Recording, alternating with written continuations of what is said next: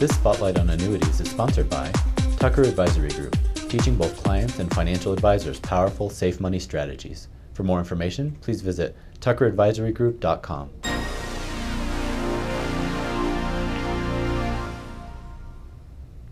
Employees without a pension option are interested in a 401k annuity option to help fill the void, according to a recent survey by Ipsos. The survey asked approximately 1,000 people, at least 25 years old, about the possibility of a fixed-rate annuity option inside of 401ks that could be contributed to over an extended period, that was portable from one plan to another in the event of job changes, and that would provide a guaranteed lifetime income and pay a lump sum to beneficiaries upon death if the balance exceeded the amount paid out. Of those surveyed, 74% said they would like having such an option available, while 84% of those between the ages of 25 and 34 said they wanted the option. Meanwhile, 55% of all respondents said that having a 401k annuity option would be like contributing to a pension. Among respondents who did not currently have a 401k, 38% said they would be more likely to participate if the annuity option were made available. In addition, 77% of those who said they were likely to participate in a 401k if it was made available said they would allocate some of their regular contribution to the annuity product, while 81% said they would be likely to ask their employer to allocate the match to an annuity. Finally, 54% said that they would have a more favorable opinion of their employer if they offered the option to contribute the match to an annuity. And now for Carlin Tucker with something you did not know. Thanks, Paul. Hey, I want to talk to you today about insurance company ratings just for a moment. You know, the public is really concerned about safety and who can I trust with the AIG story out there and so on. And so they generally ask about what are the ratings of the company. And so you give them all the ratings, and Moody's is one of the services that rates insurance companies. But sometimes you'll go to look for the Moody's rating and you may not find it. As an example, in North American, there is no Moody's rating. Do you know why? It's because when they have no debt, they don't get a Moody's rating. Moody's only rates companies that have debt. So the actual reality is, if you can't give a Moody's rating on the insurance company you're representing, that's a really good thing, because that means they have no debt. Hey, just another great idea. Back to you, Paul. Thanks, Carlin, for that update on the industry.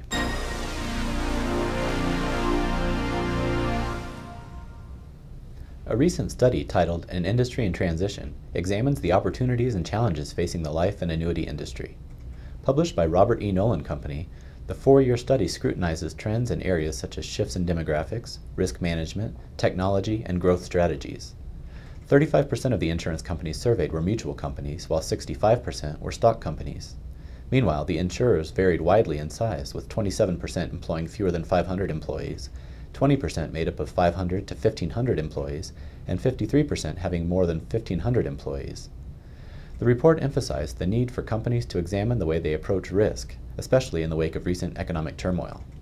In addition to traditional risk management methods such as credit exposures, regulatory capital levels, and hedging techniques, insurers must now consider less obvious factors, such as the risk of not addressing product portfolios overburdened with expensive features, excessive underwriting costs, and the cost of instituting paperless technology.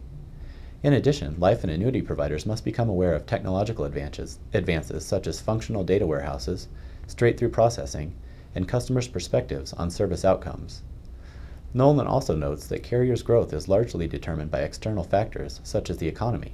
Quote, "From the carrier's viewpoint, with the dramatic drops in the S&P from its highs, and with interest rates remaining at historically low levels, the appeal of variable products, both annuities and life, dried up as buyers shifted to whole life and term to preserve their assets.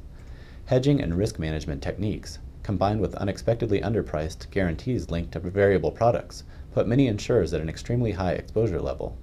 This will continue to wash out over the coming year and beyond." Unquote. Because of shifts in products and the blending of separate channels, advisors will continue to play an important role with their clientele.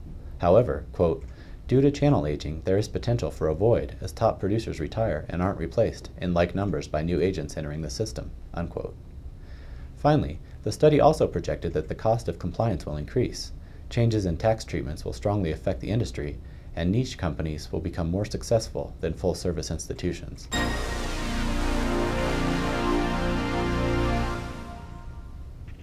A committee of state insurance regulators recently proposed a list of measures to halt the growing trend in stranger-originated variable annuity schemes.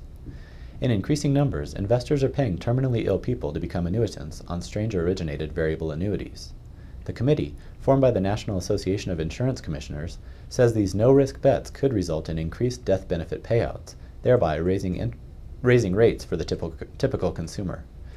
Measures proposed by the committee include requirements that agent compensation contracts include financial penalties in cases of suspect sales.